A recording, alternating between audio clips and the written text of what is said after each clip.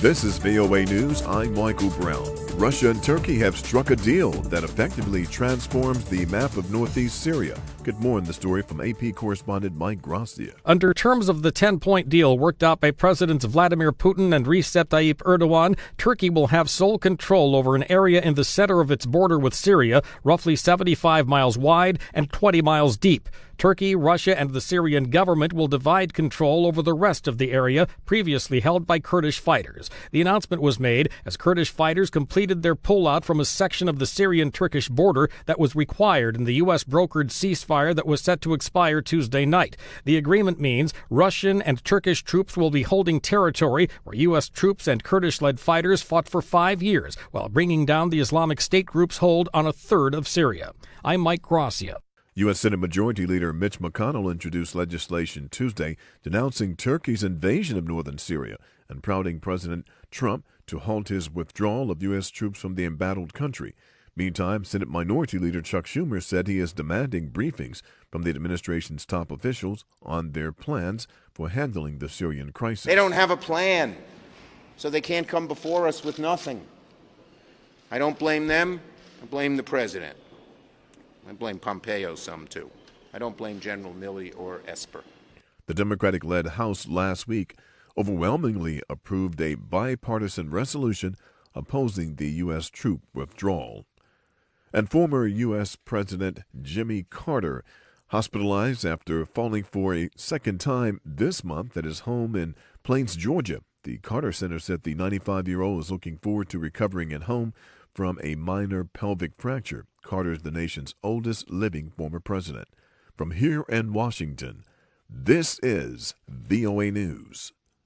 The top U.S. diplomat in Ukraine told House officials Tuesday that he was told the White House would only free military aid to Ukraine if it publicly promised to investigate Democrats and the Bidens. AP correspondent Jackie Quinn has the story. William Taylor gave lawmakers a private deposition in which he described President Trump's demand that everything being sought by Ukraine's president, including military aid to fight Russia, hinged on Vladimir Zelensky promising to investigate the Biden family and the Democratic campaign going back to 2016. The Associated Press obtained a copy of his statement in which Taylor also discussed an irregular back channel led by President Trump's personal attorney, Rudy Giuliani, that was driving U.S. policy with Ukraine. Nevada Congresswoman Dina Titus says it's pretty clear there was a quid pro quo for U.S. aid.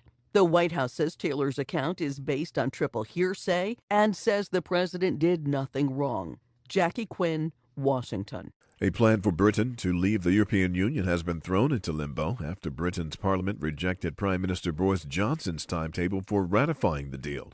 After the vote, Johnson said he was disappointed, but still aims to leave the EU at the end of the month. Mr. Speaker, I must express my disappointment that the House has again voted for delay, rather than a timetable that would have guaranteed that the UK would be in a position to leave the EU on October the 31st with a deal. Johnson said he would pause the legislation to speak with EU members about their intentions and would until he hears back from Brussels. European Commission President Donald Tusk said he would recommend the 27 members vote for Brexit extension. The British Prime Minister said his policy remains to leave the EU by October 31st or without a deal. And the Washington Nationals win Game 1 of baseball's World Series. Mark Byers has reports. The Nationals won their first World Series game ever, taking Game 1 from the Astros 5-4.